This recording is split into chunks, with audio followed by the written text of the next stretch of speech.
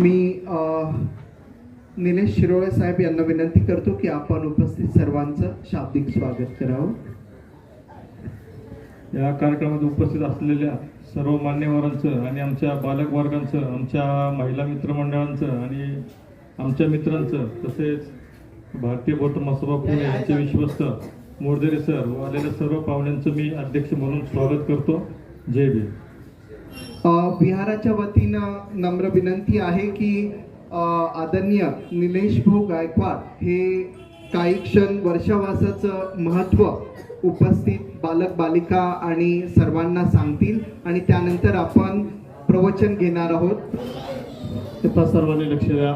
संपूर्ण विश्वाला सुख शांती तथा दुःखमुक्तीचा आर्य संदेश देणारे, दुःखमुक्तीचे मार्गदाता, दुःखमुक्त महामानव महाकारुणी तथागत भगवान सम्यक संबुद्ध, भगवंताच्या शुद्ध प्रज्ञेतून निर्मिलेला सद्धम्म आणि त्याच सद्धम्माचा गेल्या 2500 वर्षांपासून सातत्याने प्रचार आणि प्रसार करणारा पूजनीय भिक्खू संघ, ज्यांच्या अनमोल आणि असीम त्याग प्रभावामुळे आपल्याला हा बुद्ध धर्म लाभला, ते भारतीय घटनेचे शिल्पकार महामानव डॉक्टर बाबासाहेब आंबेडकर व परिवर्तनवादी चळवळीमध्ये ज्या ज्या महापुरुषांनी महामातांनी आपला देह जिजवला, या सर्व ज्ञात अज्ञात महापुरुषांच्या महामातांच्या विचारांना विनम्र भावे वंदन करून आज या ठिकाणी आपल्या भारतीय बौद्ध महासभा पुणे या धार्मिक संस्थेच्या वतीने खऱ्या अर्थाने वर्षावासाच्या कालखंडामध्ये आषाढ ते आश्विन पौर्णिमेपर्यंत प्रत्येक बुद्ध विहारामध्ये शनिवार रविवार अशा पद्धतीचे कार्यक्रम होत असतात. आणि आज या ठिकाणी तथागत ग्रुपच्या माध्यमातून या ठिकाणी हा कार्यक्रमाचं आयोजन केलेलं आहे. आजच्या या कार्यक्रमाचे आमचे बंधू समान असणारे अध्यक्ष आदरणीय निलेशजी शिरोळे साहेब, त्याचप्रमाणे या कार्यक्रमाला प्रमुख अतिथी म्हणून लाभलेले आमच्या सर्वांचे मार्गदर्शक, संस्थेचे विश्वस्त अध्यक्ष आदरणीय KB मोरदेरे सर, त्याचप्रमाणे आजच्या या विषयाला न्याय देण्यासाठी उपस्थित आदरणीय सुरेशजी काठाणे सर, या वॉर्डाचे वार्ड शाखेचे अध्यक्ष मिलिंदजी सोनकांबळे सर, त्याचप्रमाणे या कार्यक्रमाचा संबंध पुणे शहरामध्ये नियोजन करणारे आमच्या सर्वांचे मार्गदर्शक आदरणीय संदीपजी सोनवणे सर व उपस्थित सर्वच या ठिकाणी संस्थेचे बौद्धाचार्य, तथागत ग्रुपचे सर्व महिला मंडळी उपस्थित आहेत. या सर्वांचा मनपूर्वक आभार व्यक्त करतो. आणि वास्तविक पाहता निलेशजी शिरोळे साहेबांनी मला बाहेर सांगितलं की वर्षावास म्हणजे नेमकं काय आहे. आमच्या वस्तीतल्या लोकांना बिलकुल माहिती नाही, म्हणजे वर्षावास काय आहे किंवा धर्मामध्ये याला महत्त्व आहे का नाही किंवा कशा पद्धतीचं असतं हे कुणालाच माहीत नसल्यामुळं 1-2 मिनिटं तुम्ही सांगावं अशी त्यांनी विनंती केली. खरं तर आजच्या या विषयामध्ये मी घुसखोरी केल्यासारखं होतं, परंतु त्यांची विनंती होती म्हणून मी 2च मिनिटामध्ये या ठिकाणी वर्षावास म्हणजे नेमकं काय, कारण की 2500 वर्षापूर्वी श्रावक संघ राहायचा आणि त्या कालखंडामध्ये पूर्वीच्या म्हणजे प्रचंड पावसाचे दिवस असायचे. पावसाच्या दिवसाच्या कालखंडामध्ये बाहेर लोक पडत नव्हते आणि त्या कालखंडामध्ये पावसाच्या कालखंडामध्ये पेरणी चालू असतात आणि पेरणीच्या कालखंडामध्ये मग मात्र आपण या शेतातून दुसऱ्या शेतामध्ये जाणं हे चुकीचं ठरतं, म्हणजे ते सगळं पीक नासाडी होत असते.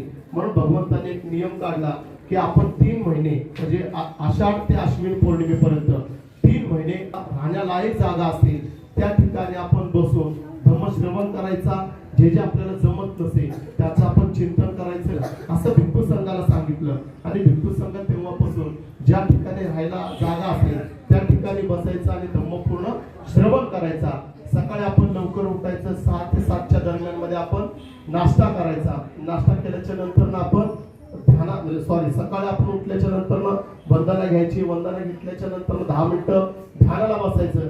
ध्यानाला बसल्याच्या नंतर आपण 7च्या आतमध्ये आपण नाश्ता करायचा. त्याच्यानंतर 12च्या आतमध्ये भिक्खू संघाला सांगितलेले नियम आहेत आणि आपण या ठिकाणी 12च्या आतमध्ये 11:30 ते 12च्या आतमध्ये आपण भोजन करायचे. आणि त्याच्यानंतर मात्र आपण दिवसभर उपवास धारण करायचे. हे उपवास धारण करताना अष्टशिलाचं आपण पालन करणं फार गरजेचं आहे. त्रिसरण पंचशील निश्चितपणे करतो, त्याच्यामध्ये आणखी 3 शील भगवंतांनी दिलेले आहेत, म्हणजे माला गंध विलेपन धारण मुंडन वेरमणी सिक्खापदन समाधी आम्ही. त्याचप्रमाणे अवेळी भोजन करायचं नाही.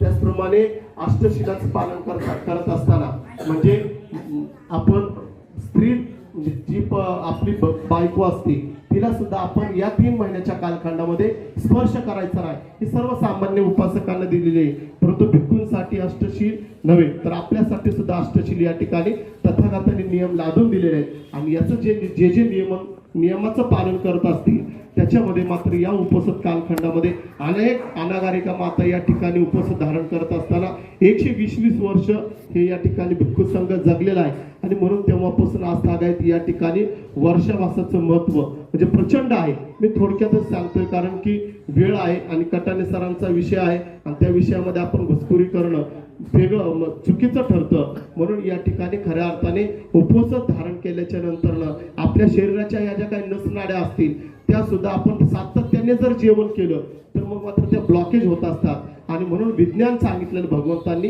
की आपण दिवसातनं म्हणजे त्या कालखंडामध्ये घड्याळ वगैरे काय नव्हतं. आपल्या या ठिकाणी सूर्य आला त्यावेळेस मग मात्र आपण भोजन करायचं आणि सूर्यास्त जर झाला आपण 6च्या आतमध्ये एखादा दूध किंवा एखादं फळ आजारी असेल तर आपण फळ घेऊ शकतो. अशा पद्धतीचे काही नियम अटी लादून दिलेले आहेत. एवढंच सांगणं शक्य नाही निलेशजी, परंतु एखादा विषय चांगला आपण तुमच्या ग्रुपच्या माध्यमातून घेऊ. संदीप सर निश्चितपणे त्या विषयाला न्याय देऊ शकतील असं मला या ठिकाणी ठाम वाटतं. म्हणून थोडक्यात सांगण्याचा या ठिकाणी प्रयत्न केला. मी देखील माझा आज हा या ठिकाणी 5वा वर्षावास उपसत असतो. म्हणजे मी 6 वर्ष झालं संस्थेमध्ये सक्रिय होऊन, परंतु माझा 5वा या ठिकाणी उपसत आहे. मी दरवर्षी उपसताचं पालन करतो. आपण हे पालन करत असताना काया वाचा मनावरती सुद्धा कंट्रोल राहतं आणि कंट्रोल राहिल्याच्या नंतर मात्र आपण लोकांमध्ये कसं वागावं, कसं बोलावं, कसं शिकावं अशा या सर्व गोष्टीचं आपल्याला स्मरण येत असतं. म्हणून मी देखील अधिक कमी न बोलता या ठिकाणी वर्षावासाचं महत्व प्रचंड आहे. एखादा विषय चांगल्या दिवस आपण निवडा, त्या दिवशी सुद्धा आपण अभ्यासपूर्वक संस्थेचे सर्वच बौद्धाचार्य या ठिकाणी येऊ शकतात. म्हणून मी अधिक न बोलता या ठिकाणी ग्रुपच्या वतीने तथागत ग्रुपच्या वतीने अत्यंत चांगला आणि स्तुत्य उपक्रम आयोजित केलेला आहे. त्याबद्दल मी तुमचं पुन्हा आभार व्यक्त करतो. वास्तविक पाहता सर या ठिकाणी तथागत ग्रुपकडं काही लोक आहेत की त्यांचे नाव घेणं योग्य नाही, परंतु त्यांच्याकडे दुर्लक्ष जाणीवपूर्वक करतात. त्याचं कारण असं आहे की सर्व समाज या ठिकाणी राहत असतो आणि म्हणून निलेशजींच्या माध्यमातून किंवा महिलांच्या माध्यमातून या ठिकाणी समोर मंदिर आहे आणि आतमध्ये तथागत ग्रुपचा या ठिकाणी ज्या काही ऍक्टिव्हिटीज असतात त्या चालू असतात. म्हणून ते मंदिर आहे म्हणून जाणीवपूर्वक दुर्लक्ष करतात. परंतु माझ्याकडे काही लोकांनी तक्रार केली की तुम्ही तिथं धार्मिक कार्यक्रम घेऊ नये. मी त्यांना सांगितलं की जर त्यांना आपल्याकडे घेतलंच नाही तर ते वाहत जातील दुसरीकडं. म्हणून आपल्याला तिथं जाणं फार गरजेचं आहे. धम्म तिथं जाऊन सांगणं फार गरजेचं आहे. म्हणून या ठिकाणी निलेशजी शिरोळे आपल्या संस्थेमध्ये सक्रिय आहेत. त्याचप्रमाणे त्यांच्या या ठिकाणी सातत्याने वेगवेगळे उपक्रम चालू असतात. म्हणून मी अधिकच न बोलता या सर्व उपक्रमाला तुमच्या शुभेच्छा देतो आणि या ठिकाणी थांबतो. नमो बुद्धाय, जय भीम. यानंतर भारतीय बौद्ध महासभा पुणे या संस्थेचे विश्वस्त अध्यक्ष आदरणीय KB मोडघरे सर यांना मी विनंती करतो की आपण थोडक्यात मार्गदर्शन करावं. तथागत भगवान गौतम बुद्ध, बुद्धिसत्व परमपूज्य डॉक्टर बाबासाहेब आंबेडकर यांच्या पवित्र विचारांवर आजच्या या कार्यक्रमाचे अध्यक्ष शिरोळे साहेब, या तथागत ग्रुप सामाजिक संस्थेचे सर्व पदाधिकारी, अंबादासजी जमादार असतील, योगेश गायकवाड, विलास साळवे, महेश गायकवाड, महेंद्र शिरोळे, अनिकेत चौरे, सर्व सभासद उपस्थित, सर्व संस्थेचे आमचे आरोग्य प्रमुख डॉक्टर कटाळे साहेब, या ठिकाणी संस्थेचे सेक्रेटरी, या वार्ड शाखेचे अध्यक्ष Milind Sonkamble sir, general secretary Nileshji Gaikwad, आमचे आलेले ते आहेरे साहेब आहेत, यादव साहेब आहेत, गायकवाड साहेब आहेत, लांबून आलेले आहेत, आणि जगताप साहेब आहेत, दुसरे जगताप साहेब आहेत, म्हणजे आमच्या नागभूमीचे सर्व पदाधिकारी या ठिकाणी आणि सर्व बालक मित्रांनो, उपस्थित बंधू आणि भगिनींनो, या विभागात मी बहुतेक 3 वर्षापूर्वी आलो होतो. हे काही नव्हतं असं मला वाटतं, बरोबर आहे? हां, रोडवर कार्यक्रम झाला होता त्यावेळेस मी आलो होतो, पण त्याच्यानंतर आज मी आलो तर हे सर्व भव्य असं मला बघायला मिळालं. मला आनंद झालेला आहे. या परिसरात 28 वर्षे राहिलो. सर्व लहान मुलं आहेत आणि आम्ही सुद्धा, आमची मुलंसुद्धा लहान होती, तुमच्या वयाची सुद्धा लहान मुलं होती. आणि या परिसरामध्ये साहेबांनी जे संवाद साधला तुमच्या या परिसरात, तर हे आवश्यक आहे. आता जर बघितलं 5 बिल्डिंगला आम्ही जर तिथं आम्ही राहिलो 28 वर्ष. पण आता जर बघितलं इतकं गलिच्छ घाण सर्व कोणत्या नगरसेवकाला कळत नाही की अर्ज द्यावा आणि हे उचलून घ्या असं म्हणायला. असं आणि इकडे ती कपिल डेअरी आहे की ती घाण असते. पण मात्र साहेबांनी सांगितलं आवश्यक आहे, पाण्यापासून काय काय होतात, सर्व आजारापासून काय काय होतात असं फुकट तुम्हाला मार्गदर्शन दिलेलं आहे. आणि या दृष्टिकोनातून हे जे कामकाज या परिसरामध्ये सुरू आहे, निलेशच्या माध्यमातून असतील, सोनकांबळे साहेबांच्या माध्यमातून धम्माची चळवळ, धम्म समाजापर्यंत नेण्याचं काम हे आमचे कार्यकर्ते करीत आहेत. नाही वर्षावासाच्या निमित्तानं त्यांनी एक सांगितलेलं आहे ते बरोबर आहेत का. आणि दुसरं हे आहे की ते उपवासक व्रत करत आहे. पूर्वीचे निलेशजी 5-6 वर्षापूर्वीचे तुम्ही बघितलं असेल निलेशजी आणि आताचे निलेशजी, तुम्हाला सांगूया फरक पडला किंवा नाही सांग. या परिसरातल्या कार्यकर्त्यांनी सर्वांनी सांगायचं मला की हे जेव्हा धार्मिक यांच्यासोबत भीमसेवासोबत काम करतात, पण आमच्यासोबत जेव्हा 5 वर्षापासून काम करायला लागले त्यावेळेस मात्र निलेशजीमध्ये बदल झाला किंवा नाही, वागण्यात बोलण्यात चर्चेमध्ये पूर्वीच्या याच्यामध्ये हे निश्चित आहे. आणि त्या दृष्टिकोनातून उपवास व्रत हे करतात, अजूनही उपवास करतात. सकाळी सांगितल्याप्रमाणे 11ला जेवायचा, नंतर दुसऱ्या दिवशी 11ला जेवायचे. माझ्यापेक्षा ते पुढे गेलेले आहेत. आणि या दृष्टिकोनातून बदल करण्याची प्रक्रिया अत्यंत आवश्यक आहे. बदल झाला पाहिजे माणसामध्ये, बरोबर आहे. मी तुमच्या समोर एक इसाप नाव आहे, इसापने ती इसाप मानाचा माणूस हो गेला. माणसांचे बाजार भरले, तुम्ही बघितले माणसांचे बाजार, बैलांचे बाजार बघितले खेड्यामध्ये, बकऱ्यांचे बाजार आहेत की नाही.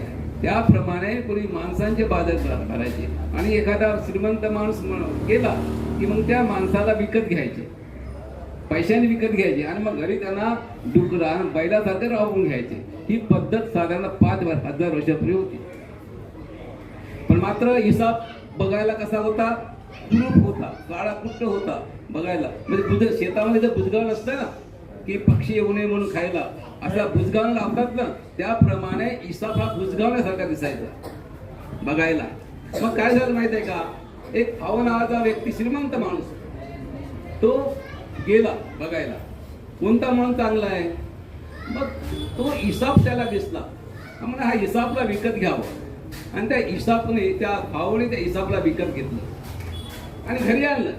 सर्व लोक बघत बसले, काय कुठून आला हिसाब निधी, हा असा याच्या बैला याच्यासारखा दिसायचा, तो काळा कुट्ट आणि असं वाकडा झाला पाय अशा पद्धतीचा, म्हणजे कशाला आणलं या पद्धतीनं. मग त्याला एका शेतामध्ये ठेवलं ते, बरोबर. मग काय केलं काही दिवसांनी, म्हणजे सत्य काय ना, तुम्ही सर्व बघा सत्य पाहिजे. हा तुम्ही सत्यवादी आणखी नाही. आपण सर्वांनी आईचं ऐकता, तुम्ही वडिलांचं ऐकता, बहिणीचं ऐकता, बरोबर आहे ना.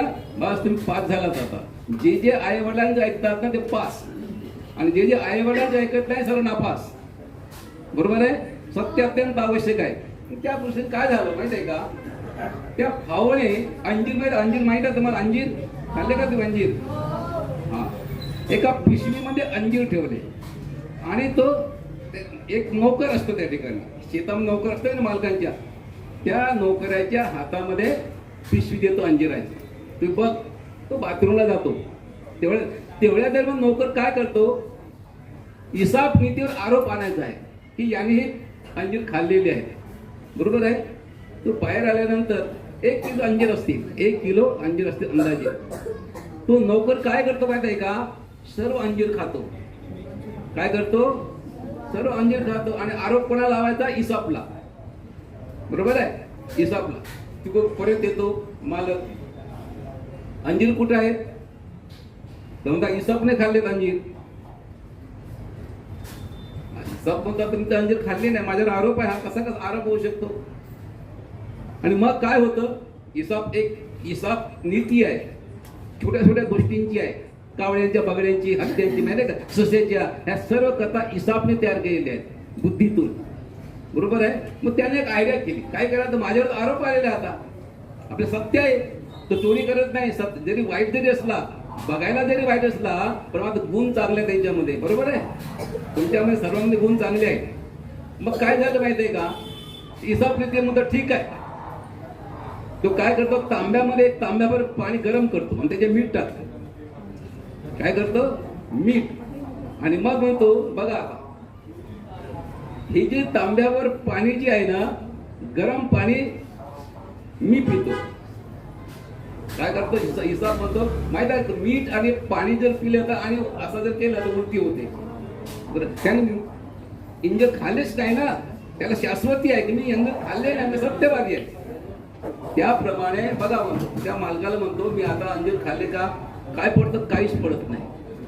कुठं काय पडेल ना, काहीच पडत नाही. मग म्हणतो जसं मी केलं ना, आता या माणसाने नोकरी करायचं आहे, नोकरी घाबरला, कारण त्याने प्रत्यक्ष खाल्लेलं असतं. आणि मग तू कसं करतो, ओकऱ्या करतो, त्याच्यामध्ये अंजीर खाल्लेले दिसतात. म्हणजे इसाब हा सत्यवादी होता, जरी वाईट बघायला होता, पण गुण किती होते, चांगले गुण होते की नाही. अशा पद्धतीने समाजामध्ये चांगल्या पद्धतीचा सत्यवादी आपण बघा. दुसरं एक तुम्ही मुला, बरोबर आहे, आई वडिलांनी ऐकता, बरोबर. सकाळी एक मुलगा आहे, त्याचं नाव काय ते ठेवायचं, तुझं नाव काय आहे, हा, प्रज्वल. एक प्रज्वल आहे, तो प्रज्वल काय करतो, सकाळी आई उठते, सकाळी कॉट आहे, कॉटवर सर्व अंथरूण आहे, बरोबर, पसरलेला आहे. आई डबा करते मुलाचा, शाळेत जावं म्हणून. तुझी आई करते ना डबा शाळेत दररोज.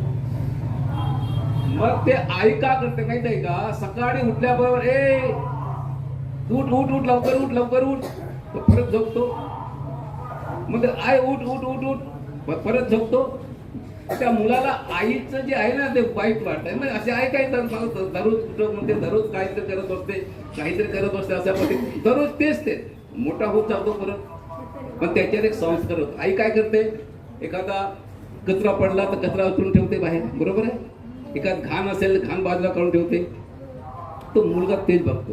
तो मुलगा मोठा होत जातो, मोठा होईपर्यंत उठ रे तरी त्याला त्रास होतो. काय माझी आहे दररोज हे लावलेल्या उठ उठ उठ उठ म्हणून.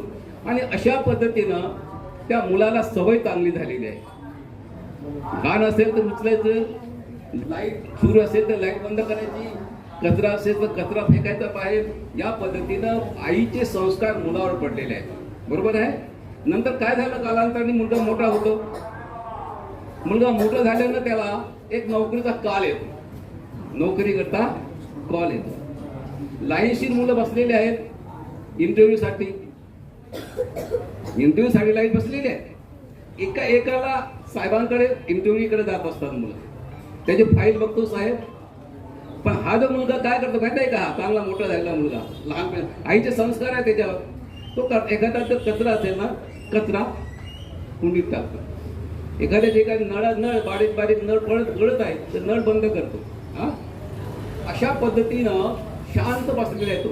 पण मात्र कॅमेरे लावले आहेत आतमध्ये साहेबांच्या. साहेब बघतो सर्व. काय करतो साहेब, बघतो हा मुलगा कोणता आहे बा, हा मुलगा की हा सर्व घाण असेल तर बाहेर म्हणजे स्वच्छ करतो, किंवा पाणी गळत आहे तर ते नळ साफ करतो, किंवा एखाद्या लाईट सुरू आहे तर लाईट अनावश्यक आहे बंद करतो. तो ऑफिसर पाहत आहे त्या मुलाकडे. बाकीचे काय करतात, जातात इंटरव्ह्यू घेतात. शेवटी त्या मुलाचा नंबर आहे, मुलाचा नंबर लागतो आता इंटरव्ह्यूला. आतमध्ये साहेब बोलावतात, बसा बसा म्हणतात. तो बसलेला आणि फाईल मला बघू नको आता, तर म्हणजे मी नापास झालो का, नाही म्हणते तू पास झाला. कशामुळे, मी कॅमेरामध्ये बघत होतो प्रामुख्याने की तू कचरा पडल्या तू डस्टमध्ये टाकत होता, नळ सुरू होता नळ बंद केला, लाईट सुरू होती लाईट बंद केली. हा तुझा स्वभाव चांगला आहे. पण कोणी शिकवलं, सर्व आई शिकले की नाही, म्हणजे आईचे संस्कार उपयोग पडले की नाही त्या नोकरीमध्ये. त्याला नोकरी लागते, नोकरी लागल्याबरोबर आईच्या पाया पडतो. काय करतो, आईच्या पाया पडतो. आई, जरी तू मला रागवत होतीस, मी त्यावेळेस मला तुझा राग येत होता की माझी आई कटकट करते, उठा लवकर. पण जे आईचे संस्कार माझ्यावर इतके चांगले झाले होते म्हणून मी पास झालो नोकरीमध्ये. आणि म्हणून आपण आई वडिलांचं ऐकावं, शेजाऱ्याचं ऐकावं, एखादं काम चांगलं सन्मानपूर्वक करावं, जो भेटेल त्याला जयभीम घ्यावा, नमस्कार घ्यावा. ही पद्धत तुमच्या मुलामध्ये संस्कारमय जीवन जगण्याची पद्धत आहे. आणि या दृष्टिकोनातून आपण त्या परिसरामध्ये राहतो. आता निलेशनी जो या उदाहरण दिलेलं आहे, शेवटचा मुद्दा सांगतो. काय आहे ते उदाहरण? तथागत आपल्या संघासोबत पुढे पुढे जात आहे. भिक्षा पात्र त्यांच्यामध्ये आहे, बरोबर आहे. बुद्ध हे भिक्षा घेऊन लोकांनी दिले तर घ्यायचं, नाही तर घेत नव्हते, पुढे जायचे बुद्ध. आणि त्याचा संघ सुद्धा आता पद्धत बदललेली आहे. आता कोणी कोणाच्या घरी जात नाही भिक्षा मागायला, द्या म्हणून. त्यावेळी ते पारंपरिक पद्धती होती. त्याप्रमाणे भारद्वाजाच्या शेतामध्ये एक मोठं शेत आहे. भारद्वाजाचं श्रीमंत आहे, भारद्वाज फार श्रीमंत आहे. त्या शेतामध्ये तथागतांचा संघ जातो आणि पुढे भिक्षा मागतो, द्या म्हणून काय ते पात्रामध्ये. त्यावेळेस तो भारद्वाज काय म्हणतो? त्यावेळेस तो भारद्वाज म्हणतो, ए गोसावळ्या. तो भारद्वाज काय म्हणतो? तुला कष्ट कर, तू काम कर. आम्ही काम करून आम्हाला सर्व घाम गाळून आम्हाला मिळत आहे सर्व. एवढं तुझं बलदंड शरीर. कारण बुद्धांची शरीरयष्टी चांगली होती ना, मस्त बुद्धांची, बरोबर आहे. हा बुद्धाची शरीरयष्टी फार चांगली उंच होता. त्यामुळे एवढा धंदाकट आहे. तो भीक मागतो कशाला? हा म्हणतो भारद्वाज म्हणतो. तो भारद्वाज म्हणतो, ही बघा माझी शेती आहे हिरवगार, हे माझे बैल आहे, हा माझा नांगर आहे, ही माझी विहीर आहे. मी कष्ट करतो रात्रदिवस, तेव्हा मी घाम गाळतो आणि मग मला काहीतरी मिळतं. त्याप्रमाणे तू कर, त्याप्रमाणे तू कर. त्यावेळी बुद्ध काय म्हणतात? रागवले का बुद्ध? असं मला असं काम म्हणाला. बुद्ध रागवले, शांततेने ऐकून बसलो. बुद्धांचा विचार शांत नाही. त्यावेळी बुद्ध म्हणतात की भारद्वाजा, तू ज्याप्रमाणे शेती करतोस नाही त्याप्रमाणे मी सुद्धा शेती आहे, मी सुद्धा शेतकरी आहे. पण तुझ्याकडे तू कसा शेतकरी आहेस? तू शेतकरी होऊ शकत नाही. तुझ्याकडे जमीन कुठे आहे? त्यावेळेस भारद्वाज म्हणतात, माझ्याकडे जमीन आहे. या विश्वातील भ्रांत झालेला समाज ही माझी शेती आहे. भ्रांत झालेला म्हणजे कोणता समाज? तो कर्मकांड करणारा, यज्ञया करणारा, बरोबर आहे. दुसऱ्यांना शिव्या देणारा, दुसऱ्यांना मारणारा, हा भ्रांत समाज. पत्नीला मारणारा असेल, मुलांना मारणार असेल, हा भ्रांत समाज. या भ्रांत समाज ही माझी शेती आहे. आणि या भ्रांत झालेल्या समाजावर मी काय करतो? हे माझे बैल आहेत ना, हे बैल वीर्य, म्हणजे बैल म्हणजे वीर्य, प्रज्ञा म्हणजे नांगर, शील म्हणजे दोरी, बरोबर, असा उद्धार करतो. आणि ह्या सर्व साधनाने मी माझे बैल जुंपतो. आणि शील आहे, विहीर आहे, प्रज्ञा हे आहे, करुणा आहे, वीर आहे, पाणी आहे. या सर्वांचं एकत्रित करून मी या समाजाला एका विशिष्ट दिशेने आणण्याचा प्रयत्न करतो. बुद्ध म्हणतात म्हणजे भ्रांत झालेला समाज. या ठिकाणी निलेश साहेबांनी सांगितलं की बुद्धांचा विचार, डॉक्टर बाबासाहेबांचा विचार हा सर्वसामान्य संपूर्ण जगामध्ये मान्य केलेला आहे. युद्ध नको बुद्ध हवा ही विचारसरणी आहे. आज या जगामध्ये काय सुरू आहे, भारतामध्ये काय आहे सुरू, ते आम्हाला नको आहे. युद्ध नको बुद्ध हवा. या पद्धतीनं कर्मकांड, यज्ञयाग, बरोबर आहे, देवाच्या नावाखाली कुठे काही करायचं, लाखो रुपये खर्च करत, 1000 रुपये कर्जबाजारी होतात. आणि म्हणूनच हा जो समाज आहे, हे विहार या ठिकाणी तथागत ग्रुप तर कार्यकर्त्यांचं मी अभिनंदन करतो की निलेशनी आणि सोनकाम साहेबांनी आणि आमच्या सचिवांनी आजचा जो कार्यक्रम या ठिकाणी आयोजित केलेला आहे, या कार्यक्रमाचं मी मनपूर्वक स्वागत करतो. कारण हे अत्यंत आवश्यक आहे समाजामध्ये. या समाजाला दिशा देण्याचं काम, पंचशील काय आहे हे देण्याचं काम अत्यंत आवश्यक आहे. आणि या दृष्टिकोनातून हे जे सर्व काही आहे, हे सर्व त्यांना मुलांवर चांगल्या पद्धतीचे संस्कार झाले पाहिजेत. या निमित्तानं जर आपला आता या ठिकाणी निलेशजी जे काम करत आहेत त्यांचा 100 मुलांचा संच आहे. सर्वांना वंदना पाठांतर आहे. तुम्ही बघितलं असेल कार्यकर्त्यांनी 14 एप्रिलला 13 एप्रिलला इथून रॅली जात असते, हे तुम्ही बघितले असेल. वाईट काम करते. बुद्धांचा विचार, बाबासाहेबांचे विचार पुढे नेण्याचं काम करतात. आणि हे जे चांगलं आहे ते आम्ही स्वीकारलेलं आहे. हे जे चांगलं काय आम्ही या विभागामध्ये धम्म चळवळ आम्ही रुजवली 28-30 वर्षे. ते आता आम्ही या निमित्तानं निलेशच्या माध्यमातून हे सर्व या परिसरामध्ये सोनकांबळे सरांच्या माध्यमातून धार्मिक कार्यकर्ते आहेत, या निमित्तानं हे या ठिकाणी रुजवलेलं धम्माचं बीज रुजलेलं आहे. आणि म्हणून तुम्ही त्यांना साथ दिलेली आहे, त्याचं काम बघून साथ दिलेली आहे. मला वाटतं या ठिकाणी जर आपण या परिसरामध्ये सुद्धा तरी आम्ही कार्यकर्ते देऊ शकतो. कारण हे धम्मचर्चा धम्मरस हा अत्यंत महत्वपूर्ण आहे कार्यकर्त्यांना.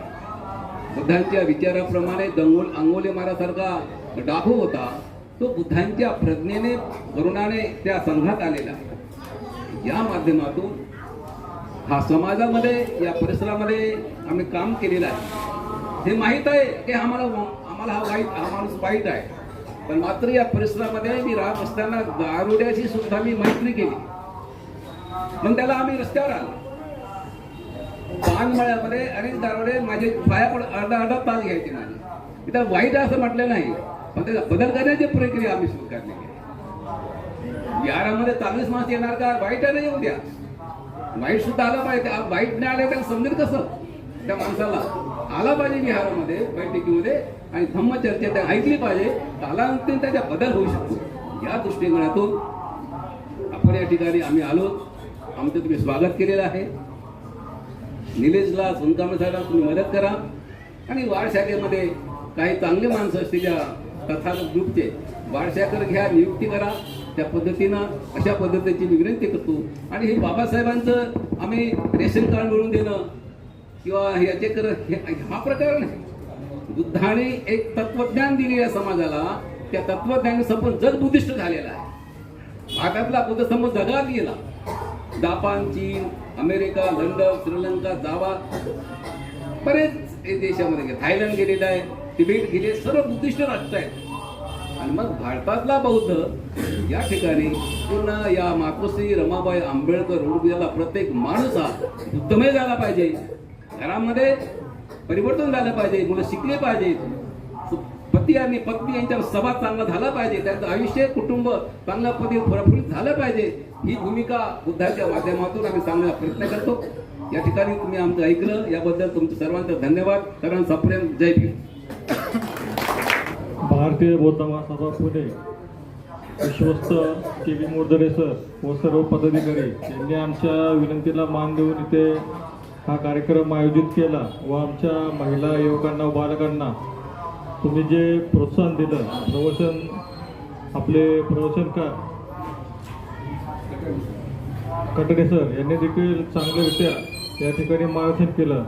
आणि आलेल्या जे आपले मित्रपरिवार आहे आणि मान्यवर आहे यांनी देखील आम्हाला इथे येऊन कार्यक्रमाची शो वाढवले, त्याबद्दल तुमच्या सर्वांचे मी आभार व्यक्त करतो आणि थांबतो. जय भीम.